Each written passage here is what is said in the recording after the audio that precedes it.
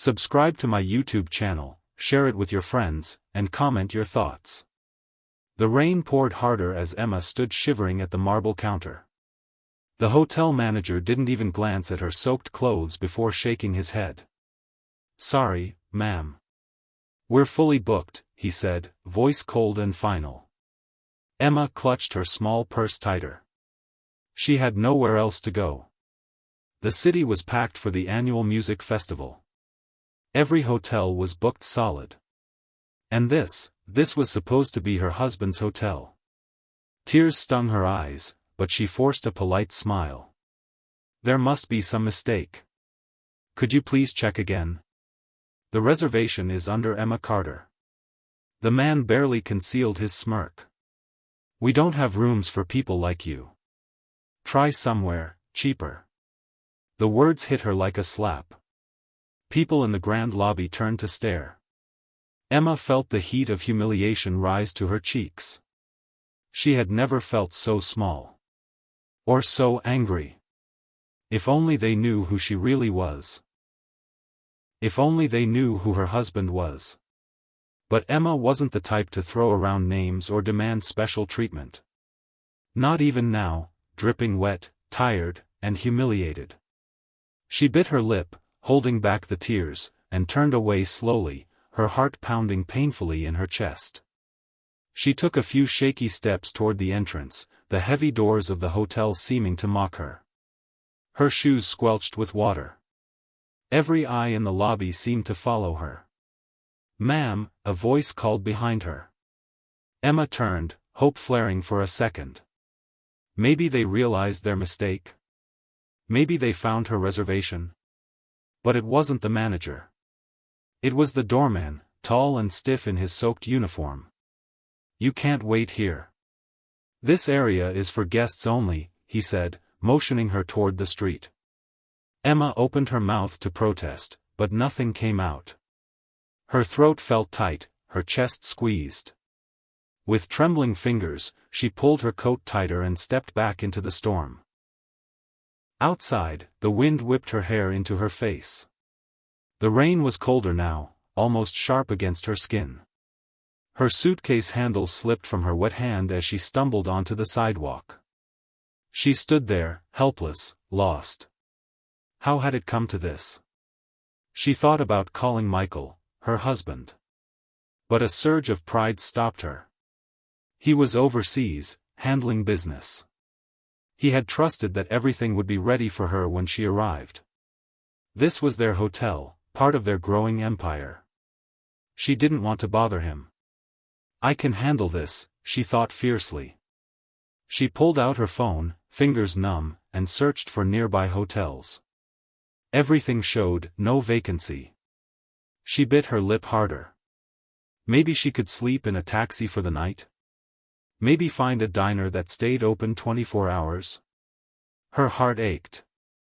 She thought about the warm bed waiting for her upstairs, the suite Michael had booked just for her, with flowers, champagne, the whole thing. She thought about the life she had built with him. All. The struggles they had faced, the sacrifices they had made. And here she was, treated like garbage at her own hotel. A car splashed past her, spraying dirty water onto her jeans. Emma gasped, stepping back too late. Her suitcase toppled over. That was it. The last straw. She let out a broken laugh, part sob, part madness. This wasn't just a mistake. This was cruelty. And she was done playing nice. Across the street, a sleek black SUV pulled up to the curb. Emma barely noticed at first, wiping rain from her eyes. But then the door opened, and a man in a black suit stepped out, holding an umbrella. He crossed the street toward her, swift and purposeful. "Mrs. Carter?" he asked, voice calm but urgent. Emma blinked, confused. "Yes," she managed to croak out. "I was sent by Mr. Carter," he said, bowing slightly. "Please, come with me." Relief flooded through her so fast her knees almost buckled. Michael had sent someone. He knew something had gone wrong. He had felt it. Without another word, she followed the man to the SUV, too cold and exhausted to ask questions. The interior was warm and smelled faintly of leather and expensive cologne. She sank into the seat, clutching her suitcase like a lifeline. The driver offered her a towel, and she took it gratefully, drying her face and hair as best she could. The car pulled away from the hotel, but not before Emma caught one last glimpse of the lobby through the glass doors. The manager was laughing with a group of guests, completely unaware of what was about to happen. Inside the SUV, the man made a call. "Sir," he said, voice low but tense, "I've got her. She's safe." He listened for a moment, then nodded. "Understood." He turned slightly to Emma, his expression softening. "Mr. Carter has instructed us to make sure you're comfortable. He's on his way." Emma's heart skipped. Michael was coming? He was here. She hadn't expected that. "Where are we going?" she asked, her voice small. "To the penthouse at the Easton Tower," the man said. "Mr. Carter wants you somewhere safe. Somewhere that actually deserves you." Emma smiled weakly, gratitude welling up inside her. She leaned back against the seat, letting the warmth seep into her bones. Finally, she could breathe again. But deep inside, something else was stirring too, something darker. Michael was furious. And when Michael Carter was furious, things changed. Permanently. Meanwhile, back at the hotel, the manager leaned over the front desk, joking with a few guests about crazy walk-ins who thought they could stay in a five-star hotel without a reservation. He didn't notice the group of black-suited security men entering the lobby. He didn't notice the serious-faced woman in heels, holding a clipboard, flashing a badge at the concierge. And he definitely didn't notice when the guests began whispering, pointing toward the entrance. Until it was too late. The manager turned, and froze. Two men were approaching him, their expressions hard, their movements efficient. "Mr. Daniels?" one asked. Yes," the manager stammered. "You need to come with us. Now." "What? Why? What's going on?" he demanded. But the men were already flanking him, guiding him firmly but not roughly toward the elevators. The guests murmured louder now, the whole lobby buzzing with tension. Mr. Daniels' face turned red, then pale. Something was wrong. Very wrong. In the penthouse of Easton Tower, Emma stepped into a world of warm lights, plush carpets, and the smell of fresh flowers. The suite was beautiful, all glass walls and sweeping city views. Waiting for her inside was a new set of clothes, a tray of hot tea, and a handwritten note. Emma recognized Michael's bold, slanted handwriting immediately. "You are loved beyond measure. I'm on my way. Rest. Everything is being taken care of." Tears finally spilled down her cheeks, tears of exhaustion, anger, and relief all at once. She clutched the note to her chest, sinking onto the velvet couch. For the first time that night, she let herself cry. Not because she was weak, but because she was strong enough to survive it. And because she knew, deep down, that justice was already rolling toward the people who had hurt her. Justice wearing a very expensive suit and an even more dangerous smile. Michael Carter was coming. And he was bringing a storm with him. The elevator doors slid open with a soft ding. Michael Carter stepped into the grand lobby of the hotel he owned, a storm wrapped in a custom-tailored suit. His jaw was tight, his dark eyes scanning the room with sharp precision. People turned to look, sensing something heavy in the air, something dangerous. Michael didn't even glance at them. Two security guards flanked him silently. Behind them, hotel executives scrambled to catch up, their faces pale and sweating. The lobby manager, Mr. Daniels, stood frozen near the front desk, his smile stiff and trembling. He recognized Michael immediately. Who wouldn't? Michael Carter's face was on the cover of business magazines, news channels, and social media everywhere. He was the billionaire entrepreneur, the man who had built an empire from nothing, and he was the owner of this hotel. But Mr. Daniels realized the bigger problem.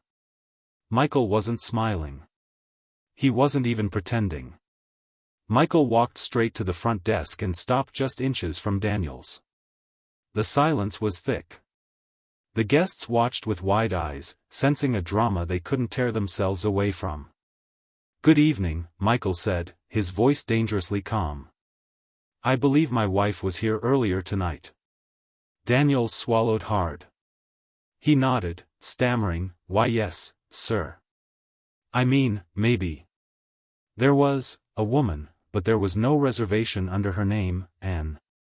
Michael raised one hand, cutting him off. "You denied her a room." "It wasn't a question. It was a fact." Daniels opened his mouth to defend himself. But Michael's stare pinned him in place. "You refused her a room," Michael repeated, his voice dropping even lower. "You humiliated her. You threw her out into the rain." The color drained from Daniel's face. I didn't know she was your wife, sir," he burst out. "She didn't say anything. And why should she have to?" Michael snapped, his voice sharp enough to make nearby guests flinch. Silence fell again. Even the music playing softly in the background seemed to hush itself. Michael leaned in slightly, his voice a whisper now, but somehow more terrifying than a shout.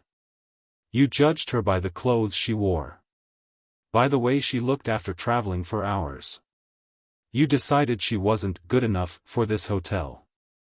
Daniel's mouth opened and closed like a fish gasping for air. Michael straightened up, fixing his cuffs calmly. He turned to the hotel executives standing behind him, their faces frozen in horror. "I want everyone involved in tonight's incident terminated," Michael said coldly. "Effective immediately." One of the executives, a nervous woman in glasses, stepped forward. "But sir, Mr. Daniels has been with us for 8 years. 8 years too long," Michael interrupted without a blink. "This hotel was built to serve people with dignity and respect. Not to judge them. Not to humiliate them." He turned back to Daniels. "You don't belong here," he said simply. 2 security guards moved forward. Daniels took a stumbling step back, his pride breaking faster than his career. "Please, sir, I didn't mean," he began, voice shaking.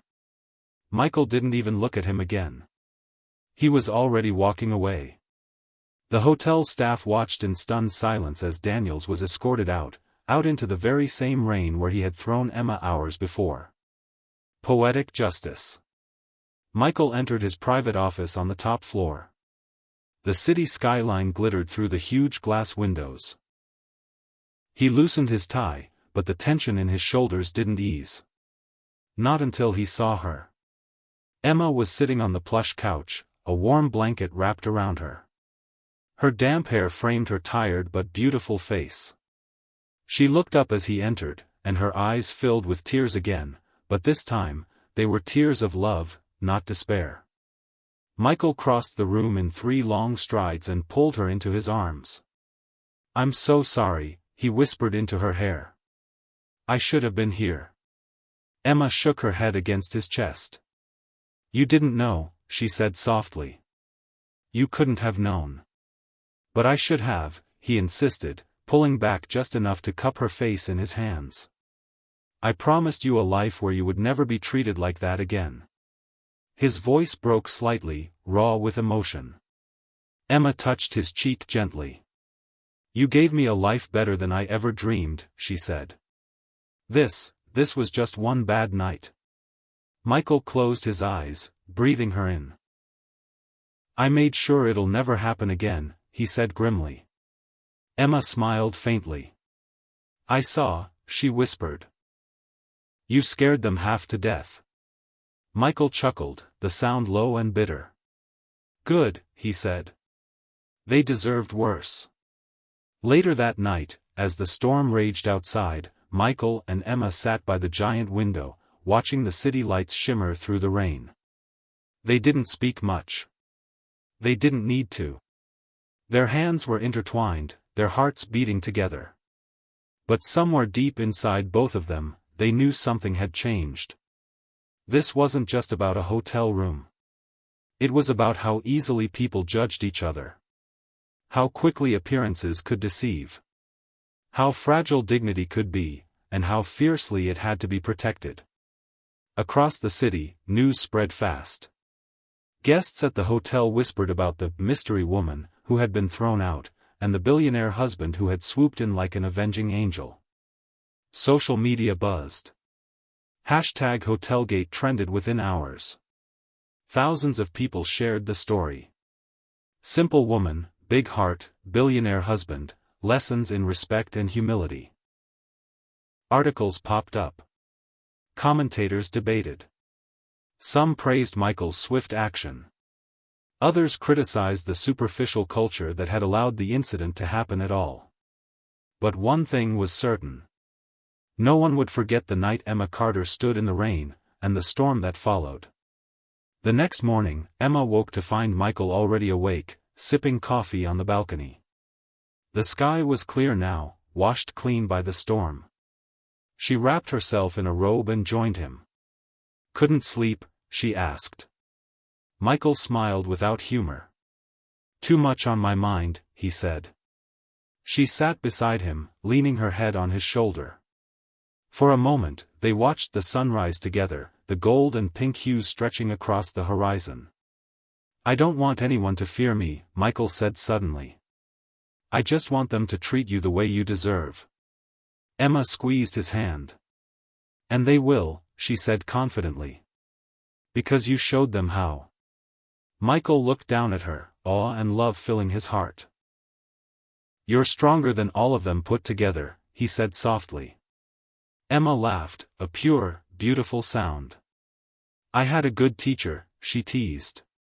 Downstairs at the Easton Towers private lounge, reporters had already gathered, hoping for a glimpse of the couple. Michael's PR team worked overtime to manage the story. But Michael didn't care about the headlines. He only cared about Emma. And about making sure no one, ever, dared to treat her, or anyone else, with disrespect in his name again. That afternoon, Michael announced a massive change across all his hotels. A new policy, called the Dignity Standard. Every guest, no matter their appearance, would be treated with utmost respect. Staff would undergo empathy and kindness training. Surprise inspections would check on how guests were treated, not just how clean the rooms were. Managers who failed to uphold these standards would be dismissed immediately. The media praised the move. Activists called it a revolution in hospitality. But for Michael and Emma, it was simple. It was about doing what was right. Because the strongest people are often the ones you overlook. And the kindest hearts are the ones that fight the fiercest battles, silently, in the rain, without anyone noticing. Until someone notices. And changes the world for them. That night, as Emma and Michael packed for a quiet weekend away, just the two of them, no hotels, no cities, no storms, Emma slipped a handwritten note into Michael's bag. He found it later, smiling as he read her words. "Thank you for loving me when I was invisible. Thank you for seeing me." The weekend getaway was meant to be quiet. No reporters. No executives. No business calls. Just Michael and Emma, tucked away in a small lakeside cabin far from the city's noise. It should have been peaceful. It should have been healing. But sometimes, life has other plans. They had only been at the cabin for a few hours when the letter arrived. An old man in a battered blue jacket appeared at their door, holding a worn envelope. Michael answered the knock, frowning slightly at the unexpected visitor. The man gave a polite nod. "Special delivery, sir," he said in a raspy voice.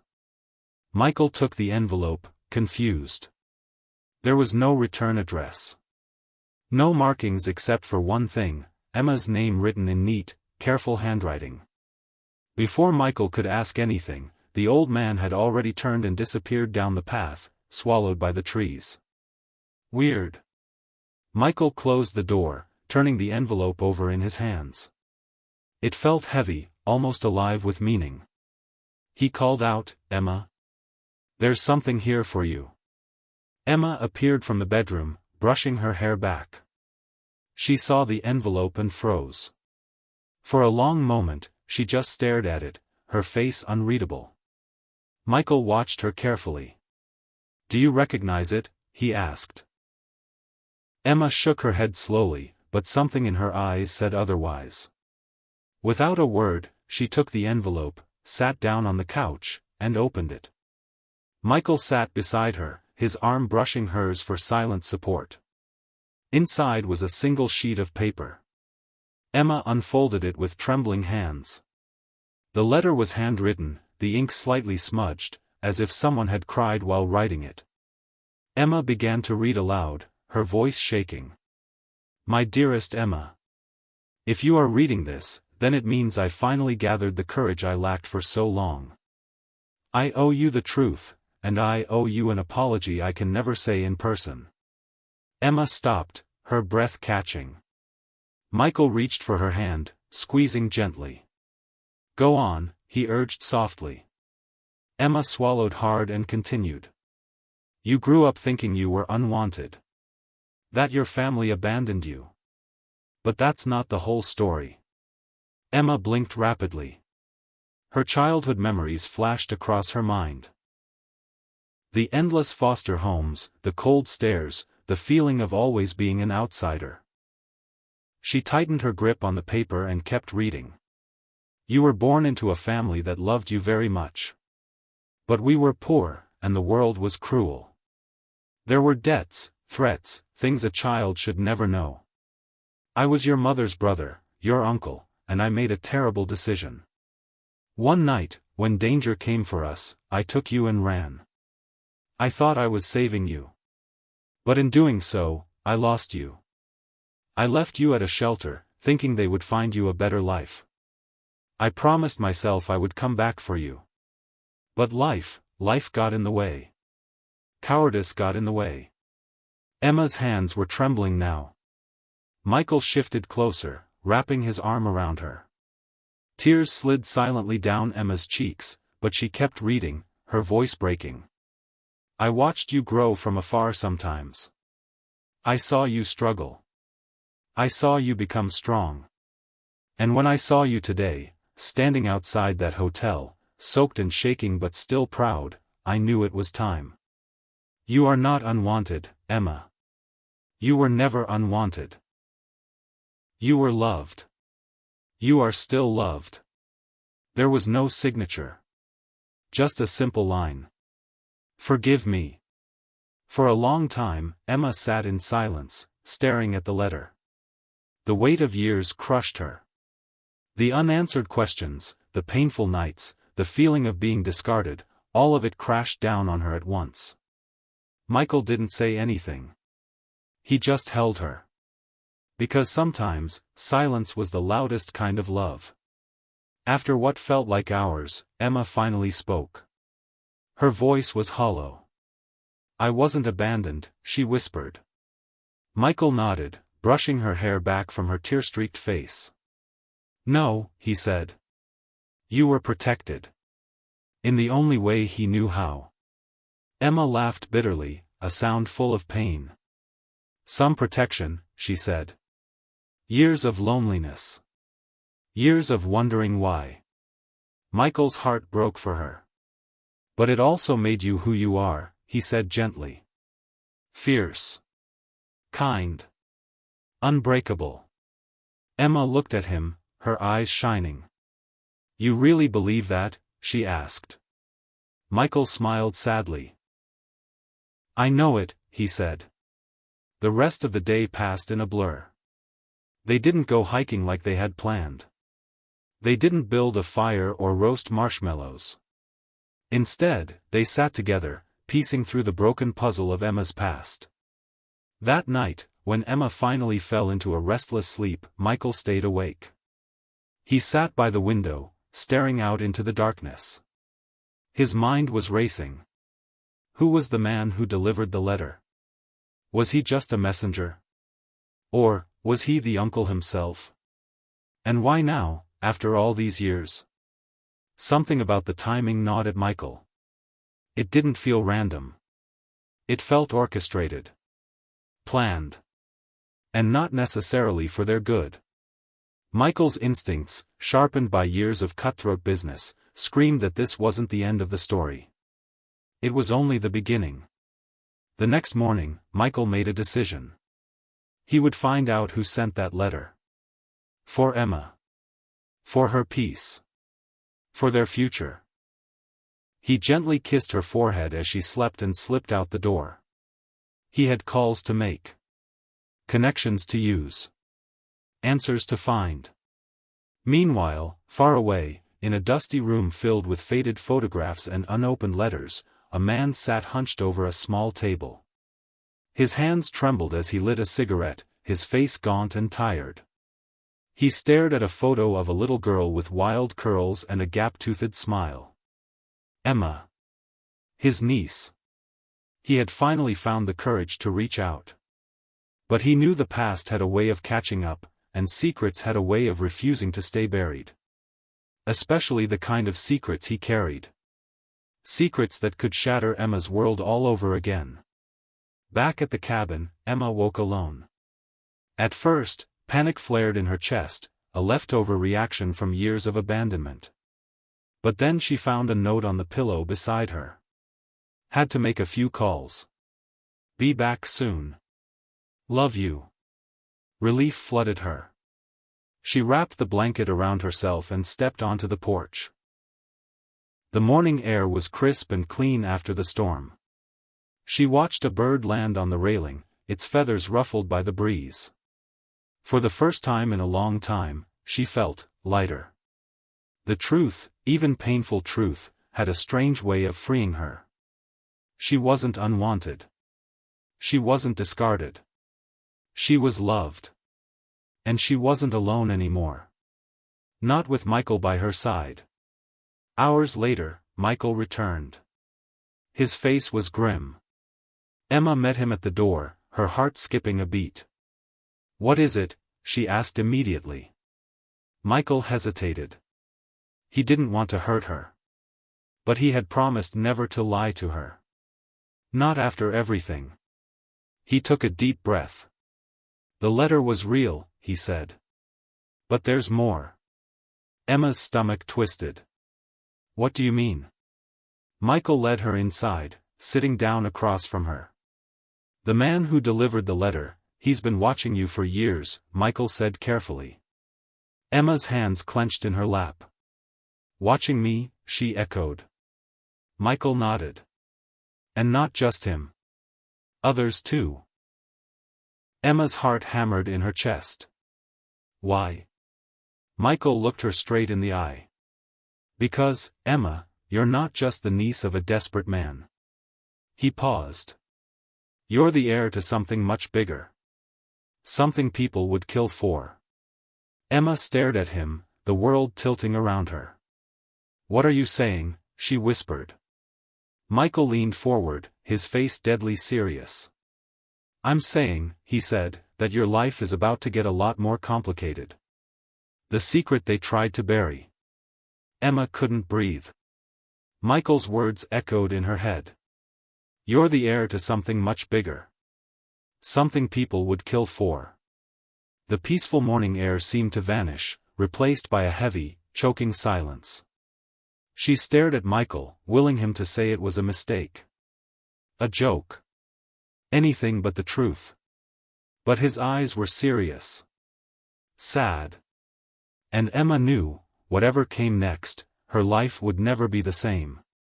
"Explain," she whispered, her voice trembling. Michael exhaled slowly, running his hand through his hair. "I made some calls," he said. "Old contacts, private investigators. People who owed me favors." Emma nodded numbly. Michael continued. Your real family, they weren't just struggling farmers like you were told. They owned land, a lot of it. Properties that, over the years, became worth millions. Emma blinked. I don't understand, she said. If they were wealthy, why would they abandon me? Michael's face darkened. Because they didn't. Emma stared at him, confused. Michael leaned forward, his voice low and intense. Emma, someone wanted you gone. The words hit her like a slap. Her heart pounded against her ribs. But, who? She managed to say. Michael hesitated. There's a name that keeps coming up, he said. A man named Victor Crane. Emma frowned. The name meant nothing to her. Michael saw her confusion and explained. Victor Crane was your father's business partner. After your parents died in a suspicious car accident, Victor took over everything. The land, the businesses, the money. Emma's blood ran cold. Suspicious, she repeated. Michael nodded grimly. Very suspicious. The brakes on the car were tampered with. But the police ruled it an accident. Victor, he was powerful. Connected. Emma's mind reeled. So, he got everything? Michael shook his head. Not everything, he said. You were the heir. You were the last loose end. Emma felt sick. So they got rid of me? Michael didn't answer. He didn't have to. The truth was written all over his face. Emma stood up, needing space. She walked out onto the porch, wrapping her arms around herself against the sudden chill. The lake shimmered in the morning sun, but she barely saw it. Memories she didn't even know she had started flooding back, flashes of a big house, laughter, a warm kitchen filled with the smell of bread baking. Her mother's face, blurry but kind. Her father's laugh, deep and comforting. Tears welled up in her eyes.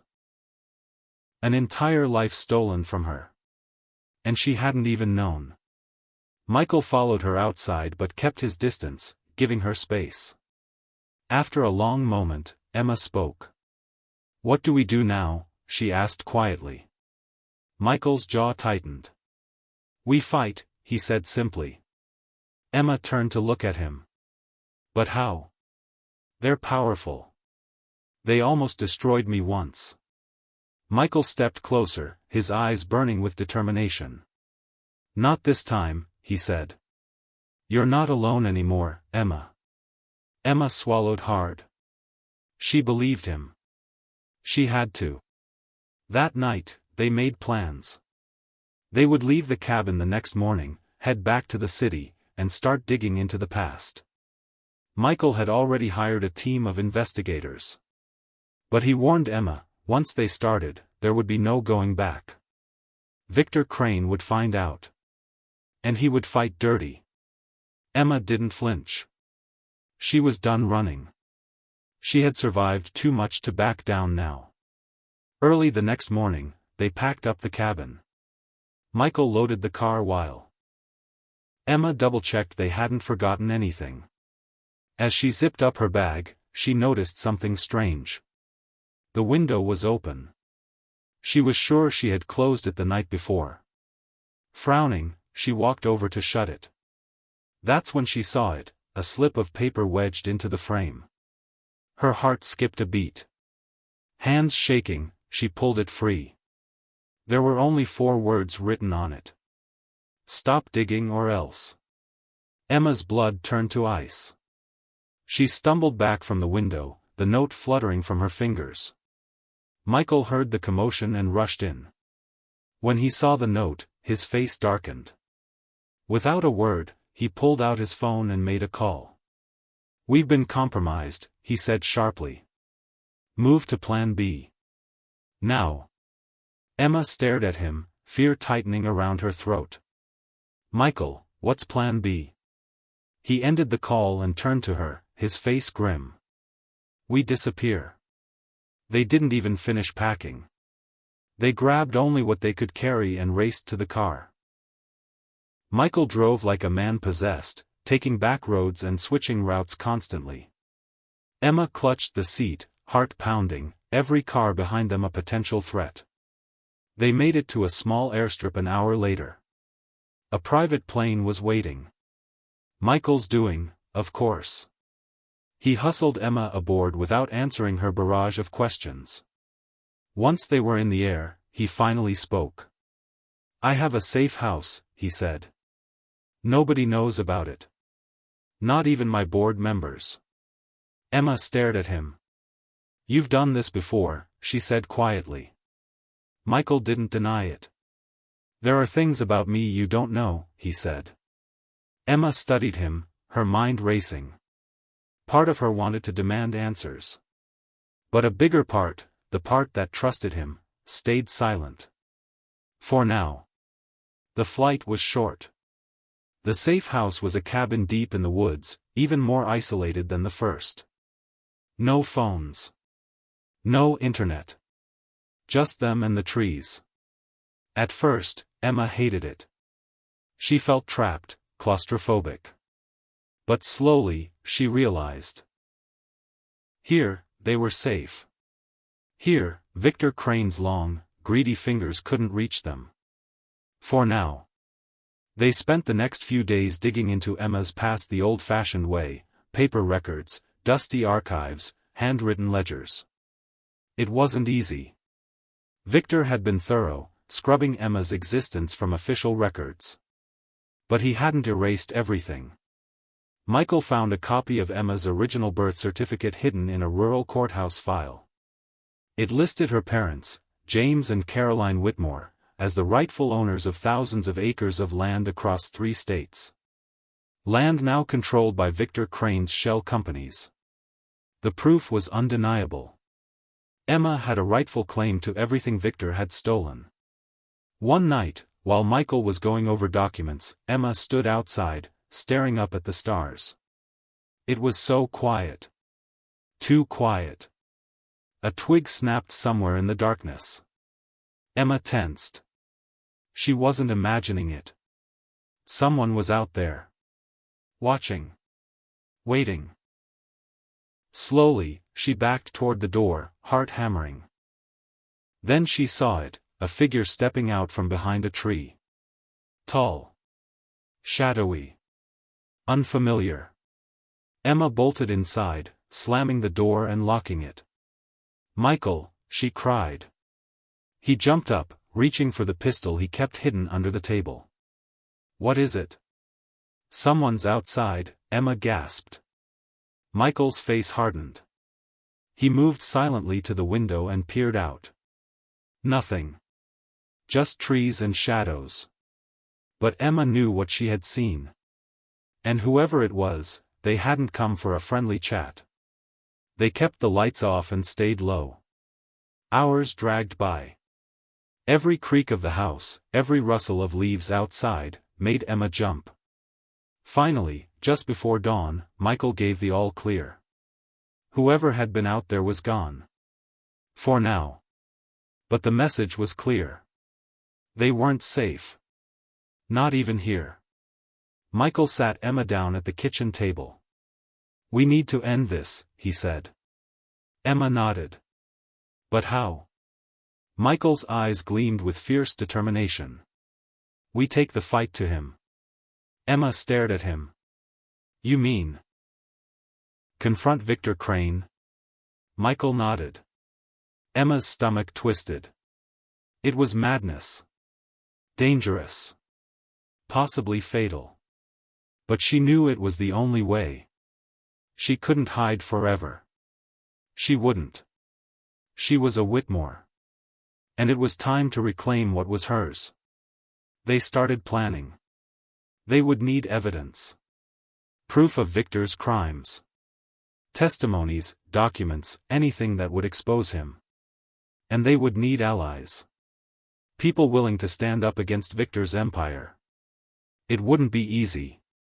Victor had spent decades building walls around himself. But walls had cracks. And Emma was determined to break through. The first step was reaching out to an old friend of Michael's, a journalist named Lena Rhodes. Lena was fearless. Relentless. The kind of reporter who loved bringing down powerful men. If anyone could help them, it was her. Michael managed to get a message to her through a secure channel. A meeting was set. But not without risks. Victor's spies were everywhere. If they slipped up even once, it could cost them everything. The day of the meeting arrived. Emma's nerves were shot. She wore a baseball cap pulled low over her face and sunglasses, trying to look as invisible as possible. Michael stayed glued to her side, one hand always near the hidden pistol in his jacket. They arrived at a small diner on the edge of a nowhere town. Lena was already there, sipping coffee and reading a newspaper. She looked up as they entered and smiled slightly. "You must be Emma," she said, standing to shake hands. Emma nodded, her throat dry. They sat down, speaking in low voices. Michael laid out the story, the stolen inheritance, the threats, the letter. Lena listened carefully, her eyes sharp and calculating. When they finished, she leaned back and whistled softly. "Well," she said, "you've just handed me the biggest story of the decade." Emma felt a flicker of hope. "Will you help us?" she asked. Lena smiled grimly. "Try and stop me." But as they left the diner, Michael noticed something. A man sitting alone at the counter. Pretending to read a menu. But his eyes kept flicking toward them. Michael's instincts screamed danger. He grabbed Emma's hand. "Move," he whispered. They rushed outside, Lena close behind. Michael started the car. As they pulled out, he saw the man at the counter talking rapidly into a phone. They had been made. Victor knew. And he was coming for them. The trap they never saw coming. The tires screeched as Michael pulled out of the diner's parking lot. Emma clutched the dashboard, her heart hammering in her chest. Behind them, a black SUV turned onto the road, accelerating fast. "They're following us," Emma said, her voice shaking. "I know," Michael replied, his face grim. Lena sat in the back seat, already on her phone, typing furiously. "I'll send a ping to my team," she said. "If anything happens, they'll know where we are." Emma swallowed hard. She didn't know if that would be enough. Michael drove like a man who had nothing left to lose. He took back roads, side streets, even cutting through an abandoned gas station, trying to shake their pursuers. But the SUV stayed right on their tail. "They're professionals," Michael muttered. "They won't stop." Emma glanced back. The SUV's tinted windows revealed nothing, but she could feel the menace radiating from it. "What do they want?" she asked. Michael didn't look at her. "You." Suddenly, up ahead, Michael saw a fork in the road. One path led toward the highway, open, exposed, dangerous. The other led into thick woods, winding, narrow, risky. He made a split-second decision and veered left into the woods. The tires spun on the loose gravel, but Michael kept control. Branches slapped the sides of the car. Visibility dropped. It was a gamble. But it was their only shot. The SUV followed, but the narrow road slowed it down. Michael gunned the engine, weaving through trees and potholes, trying to put distance between them. Finally, after what felt like hours but was only minutes, he spotted a hidden clearing off the road. Without warning, he jerked the wheel and skidded the car into it, killing the engine. "Out," he barked. Emma and Lena scrambled after him.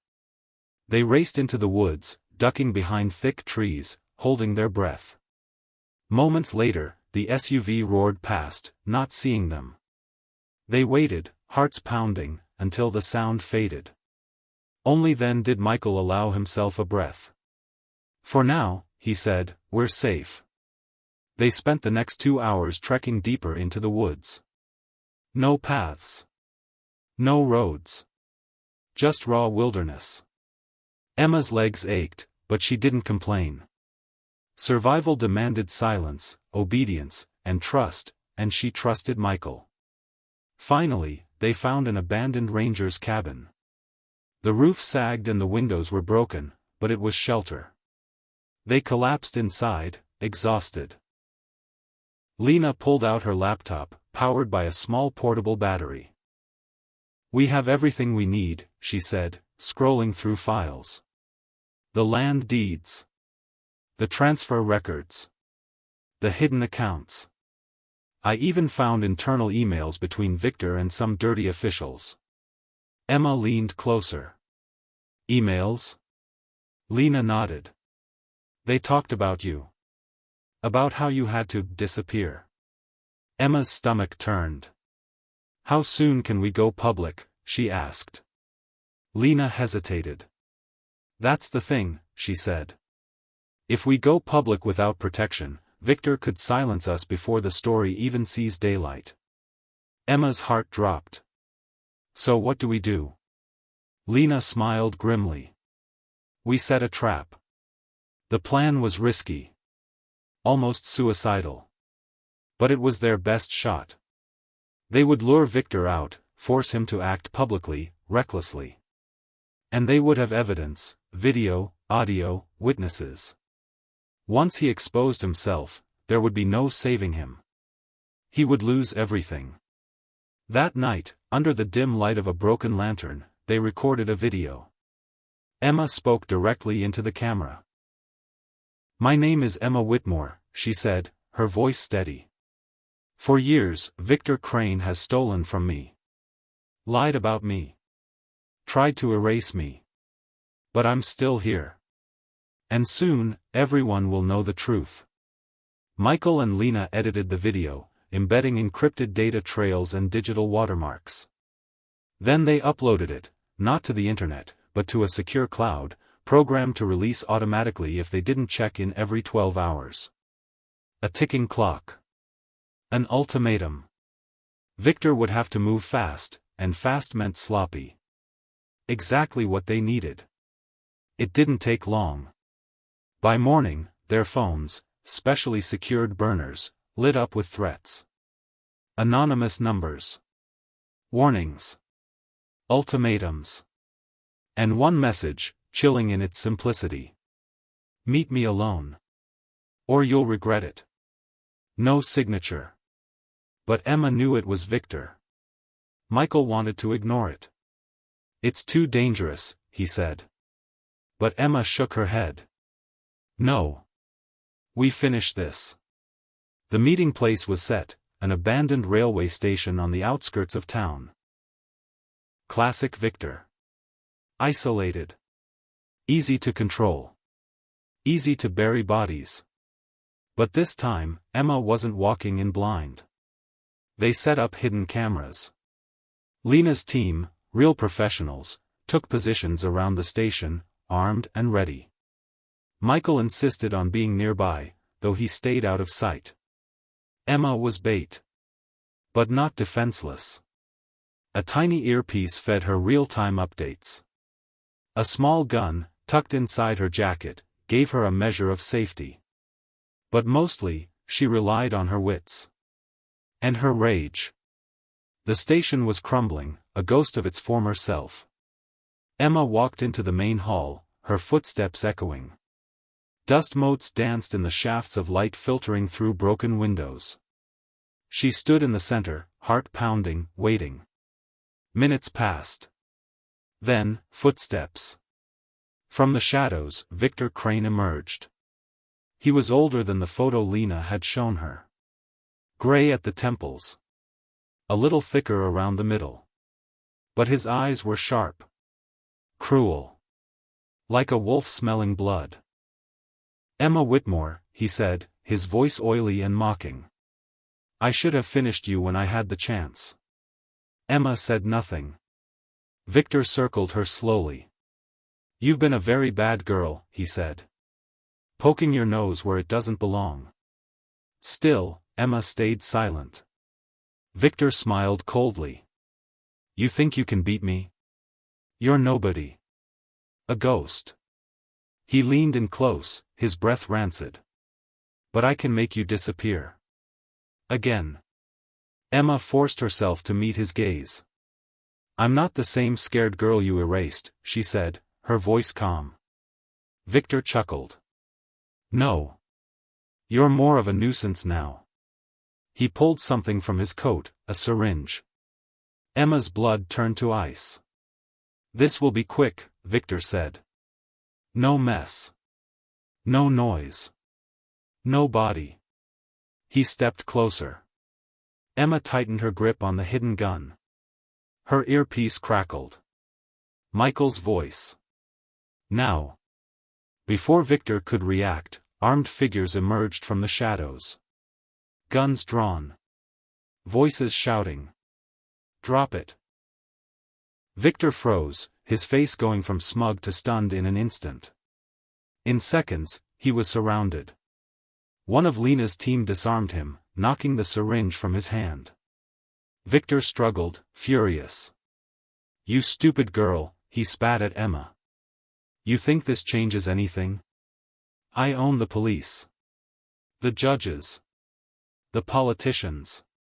Emma smiled coldly. Not the world, she said. Lena stepped forward, camera rolling. Victor Crane, she said, her voice loud and clear. You're under citizen's arrest for conspiracy, fraud, attempted murder, and theft. Victor laughed, a cruel, barking sound. This won't stick, he snarled. Maybe not, Lena said, grinning. But the world will see it. And that's enough. Within hours, the video of Victor's arrest went viral. News outlets exploded with the story. Emma's name trended worldwide. Forgotten heiress exposes billionaire's corruption. Victor Crane brought down by his own lies. For the first time in her life, Emma wasn't invisible. She was a storm. And Victor Crane was swept away. Michael and Emma stood on a rooftop overlooking the city that night. The lights twinkled like stars. It's over, Michael said, wrapping his arm around her. Emma leaned into him. Not over, she said. Just beginning. There were still court battles ahead. Still scars that needed healing. But for the first time, Emma had a future. A real one. One she had fought for. One she had earned. But just as they turned to leave, Emma's phone buzzed. One new message. No name. Just two chilling words. Not yet. Emma's breath caught. She showed Michael. His face darkened. Somewhere out there, in the shadows, another enemy was watching. Waiting.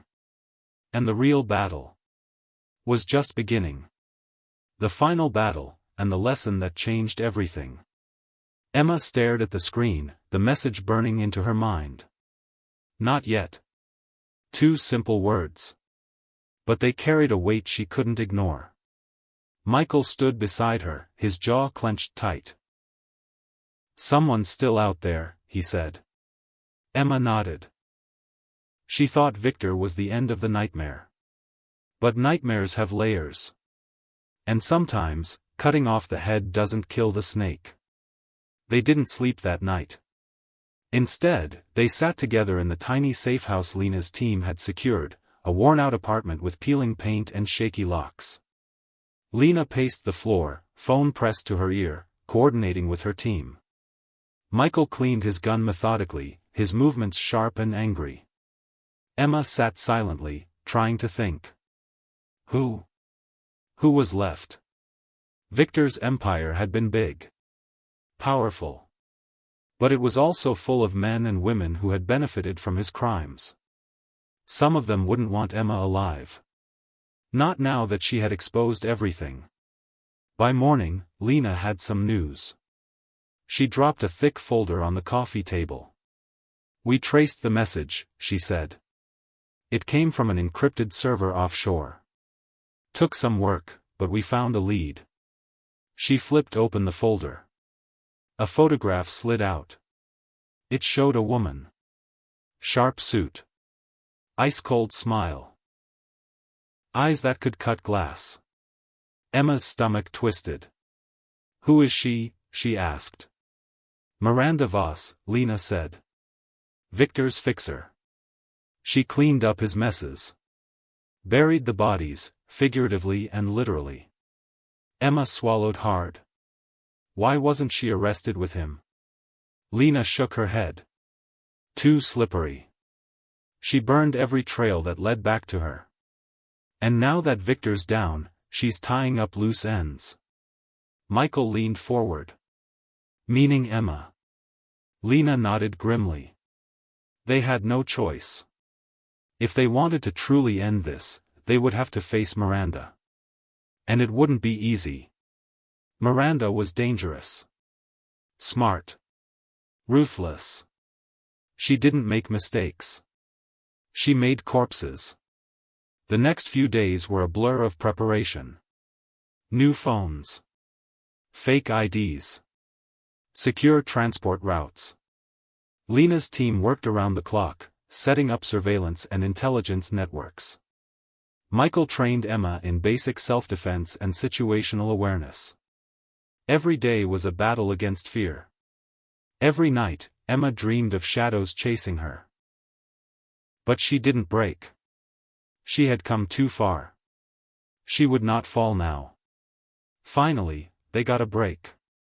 Lena's hacker team intercepted a communication. Miranda was setting up a meeting in a private estate outside the city. Officially, it was a fundraiser for a children's charity. Unofficially, it was a gathering of the last remnants of Victor's old network. A place where deals would be made. Enemies eliminated. And Emma's fate decided. "If we hit her there," Lena said, "it'll be risky. Security will be tight." Emma didn't hesitate. "Let's end this." The night of the event, Emma felt like a soldier going to war. She wore a sleek black dress, formal enough to blend in, but loose enough to move if she had to run. A small earpiece fed her updates from Lena's team. Michael stayed close, disguised as a security contractor. Lena coordinated everything from a surveillance van parked half a mile away. The estate was massive, manicured lawns, marble fountains, high stone walls. Inside, champagne flowed. Laughter echoed. Men and women in glittering clothes made deals over caviar. It looked beautiful. It smelled rotten. Emma spotted Miranda almost immediately. She stood by the grand staircase, a glass of wine in hand, surrounded by wealthy, powerful men. She laughed at something one of them said. But her eyes, those cold, shark-like eyes, were always moving. Always calculating. Emma felt a chill. This woman wasn't just dangerous. She was a predator. The plan was simple: gather evidence. Record Miranda admitting to her crimes. Capture the deals being made tonight. Expose everything. Simple in theory. Deadly in practice. Emma moved through the crowd, heart pounding, pretending to be another rich guest. She had a tiny camera hidden in her necklace, streaming everything back to Lena's van. She got close enough to Miranda to hear snippets of conversation. Words like cleanup, insurance, and contingencies floated through the air. Enough to bury Miranda. If Emma survived long enough to deliver it. But predators can smell fear. And Emma made one mistake. She glanced at Miranda for half a second too long. Their eyes met. And in that instant, Miranda knew. Miranda's smile never faltered. But she tipped her glass ever so slightly, a signal. Suddenly, Emma felt hands grab her from behind. Two men. Huge. Professional. They moved fast, steering her toward the back of the estate. Michael caught the movement instantly. He followed at a distance, hand on his concealed weapon. Lena's voice buzzed in Emma's ear. "Stay calm. We're moving into position." But Emma knew, if they got her outside, she was as good as dead. They dragged her down a side hallway, toward a service door. Emma struggled, kicked, tried to scream, but one man clamped a hand over her mouth. Out of the corner of her eye, she saw Miranda watching, amused. Like a cat toying with a mouse. They shoved her outside into a dark courtyard. One man pulled a gun. "This won't hurt," he said, smiling. Emma braced herself. But before he could pull the trigger, a gunshot rang out. The man dropped like a stone. Michael burst into the courtyard, firing with deadly precision. Chaos exploded. The second man lunged at Emma. She ducked, grabbed a broken brick from the ground, and smashed it into his face. He stumbled back, stunned. Michael tackled him, knocking him out cold.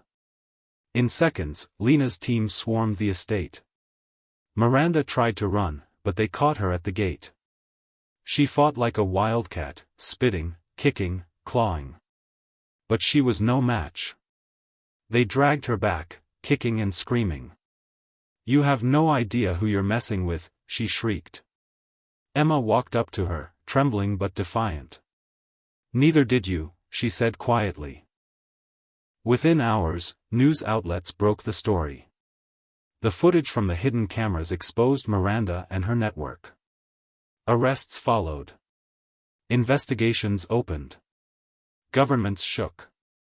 It wasn't just a victory. It was an earthquake. Emma's name once again lit up headlines. But this time, it wasn't as a victim. It was as a fighter. A survivor. Weeks later, Emma stood on a balcony overlooking the sea. The wind whipped her hair around her face. Michael stood beside her, holding her hand. They were finally free. Truly free. She thought about everything she had lost. Her innocence. Her trust. Her old life.